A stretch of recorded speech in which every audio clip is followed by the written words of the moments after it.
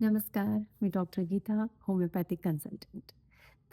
गेल्या वेळेस आपण इम्युनिटी या विषयाबद्दल बोललो होतो आणि आपण किडनी स्टोन्सबद्दलही बोललो होतो. तेव्हा मला काही लोकांनी प्रश्न केले आणि त्याचं उत्तर मला द्यावंसं वाटलं इथे, की जर आता आपल्याला किडनी स्टोन होत आहे, तर याचं एक छोटंसं उदाहरण आपण घेऊयात आणि याचं उत्तर काढूयात. ठीक आहे? तर हे कोड आहे, की किडनी स्टोनचं जे पेन असतं ते खूप भयंकर असतं आणि खूप त्रासदायक असतं आणि ते का होतं तर आपण नेहमी जेव्हा जातो तर त्याचं निदान असं होतं, की काही कॅल्शियम कार्बोनेटचे स्टोन्स तुमच्या किडनीमध्ये तयार होत आहेत. कारण की काही जे द्रव्य आहे, जे बाहेर एक्सक्रीट व्हायला पाहिजे, जायला पाहिजे, ते जात नाहीये तुमच्या शरीरातून आणि ते तिथे खडे होऊन बनतायत. ठीक आहे. तो खडा कधी किडनीत असतो, तर कधी त्याच्या नळीत असतो, तर कधी काय असतो. तर त्याच्यामुळे खूप प्रचंड त्रास होतो. म्हणजे देव न करो कधी कोणाला व्हावा हा त्रास. खरंच खूप भयंकर असतो. तर आता आपण बघूयात, की आपल्याला तर कळालं कॅल्शियम कार्बोनेटमुळे झाले. मग आता हे का होतं? कारण की तुमचं जी किडनी आहे ती ती गोष्ट मागे ओढून धरतीये आणि त्याला जाऊ देत नाही बाहेर म्हणते. ते एक खडा बनतोय, एक डिपॉझिट बनतंय. ठीक आहे. तर आता जेव्हा आम्ही आणि ते जे औषध घेऊनही आपला काय तो पूर्णतः रोग जात नाही. म्हणजे मी इतके पेशंट्स बघते त्यांचा पूर्णतः किडनी स्टोनचा प्रॉब्लेम जात नाही. फक्त कधी-कधी पेन मॅनेज होतं, पण ते पुन्हा-पुन्हा त्यांना होत राहतं. 2 महिन्यांनी, 6 महिन्यांनी कधीतरी असतं. त्याचा काही नियम नाहीये. मग ते कायमचं बरं करण्यासाठी होमिओपॅथीमध्ये येतात.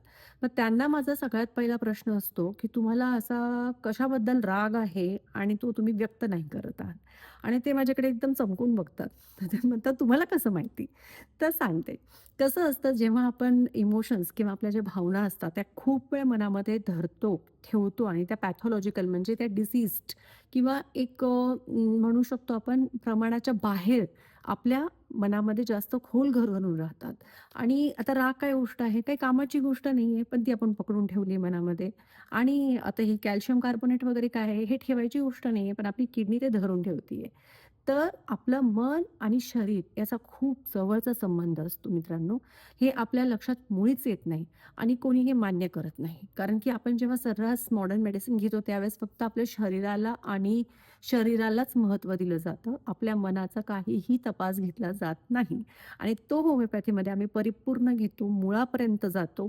तर हे आजचं एक कारण झालं अशा प्रत्येक रोगामध्ये आणि हे काय प्रत्येक ठिकाणी छोट्या-छोट्या गोष्टीत नाही लागू होणार हां. हे जे असे रोग जे बरे होत नाहीये, ज्याचं उत्तर सापडत नाहीये आणि आम्ही क्लेमही नाही करत, की 100% असंच सापडणार आहे. हे एक आमच्या अनुभवातून आलेलं ज्ञान आहे, ज्याच्यामागे सायंटिफिक म्हणजे शास्त्रीय कारणं आहेत, बरीचशी पुस्तकं आहेत, लिंक्स आहे, रिसर्च आहे, स्टडी आहे.